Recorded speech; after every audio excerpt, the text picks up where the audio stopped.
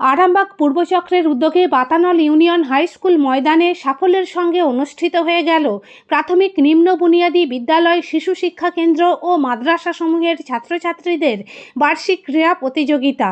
বিভিন্ন শিক্ষা প্রতিষ্ঠানের পড়ুয়ারা দৌড়, লং জাম্প, হাই জাম্প সহ নানান ইভেন্টে অংশগ্রহণ করে। মাঠে উপস্থিত ছিলেন আরামবাগ পঞ্চায়েত সমিতির সভাপতি শিশির সরকার, জেলা পরিষদের সদস্যা শাহানাজ বেগম, আরামবাগ পূর্বচক্রের অবর বিদ্যালয় পরিদর্শক অবন্তী পোরেল, বাতানল পঞ্চায়েতের প্রধান দিলীপ রায়, মলয়পুর ১ নম্বর গ্রাম পঞ্চায়েতের প্রধান রাজীব সাঁতরা সহ শিক্ষা ও প্রশাসনের বিভিন্ন স্তরের প্রতিনিধিরা।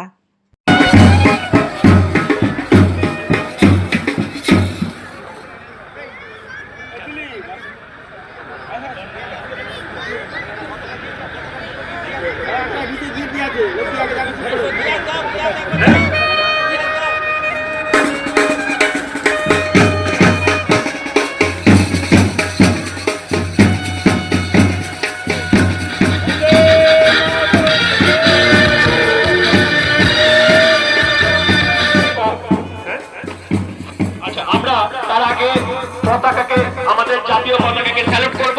সবাইকে অনুরোধ করছি জাতীয় পতাকাকে স্যালুট করার জন্য।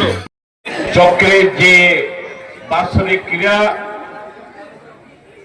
আগে প্রত্যেকটা অঞ্চলে অঞ্চলে বাৎসরিক ক্রীড়া হয়েছে, এবারে চক্রের মানে অঞ্চল জুড়ে এখানে পূর্ব চক্র, আরামবাগ পূর্ব চক্র হচ্ছে মলয়পুর ১, ২ আর বাতানল, সেই বাতানল স্কুল হাই স্কুলের মাঠে এই আজকে বাৎসরিক ক্রীড়া প্রতিযোগিতা সার্কেল খেলা চলছে। এই সার্কেল খেলাতে উপস্থিত আছেন আমাদের এই চক্রের পরিদর্শক এসআই সাহেব অবন্তীবাবু আছেন, জেলা পরিষদের মেম্বার আছেন সুজান দে আছেন, এই অঞ্চলের এই প্রধান দিলীপ রায় আছেন, মলয়পুর 1-এর রাজীব বাবু আছেন, এখানে স্কুলের উপপ্রধান রয়েছে নির্মাল্য, এই স্কুলের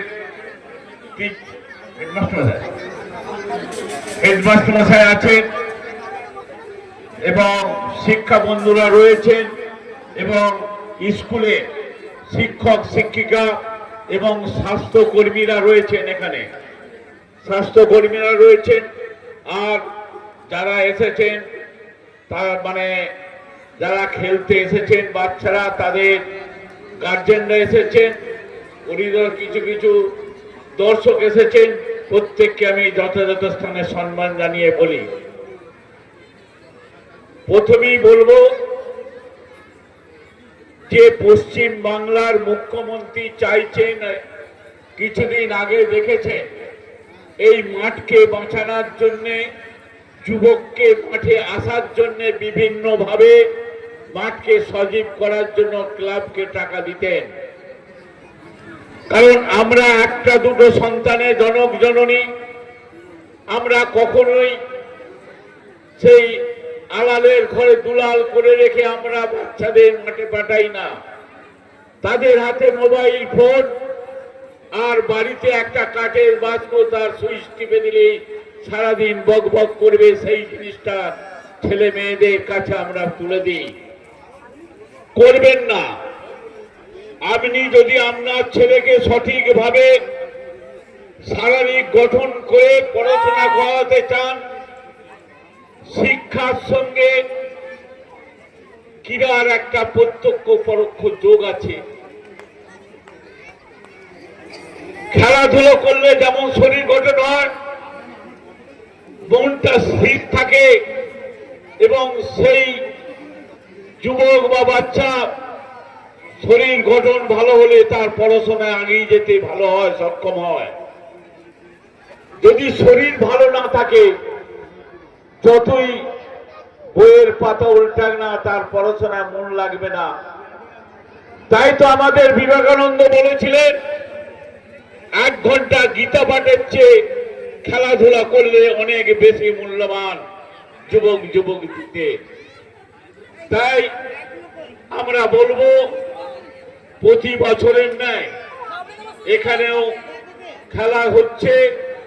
এখানে যারা জাজমেন্ট আছে, যারা জাজ আছেন, তারা যা সিদ্ধান্ত নেবেন সেটা সব স্কুলের মাস্টারমশাই এবং এখানে দর্শকবৃন্দ যারা রয়েছেন প্রত্যেকেই ভালো, তারা সবাই সেটাকে মেনে নিয়ে চলবেন।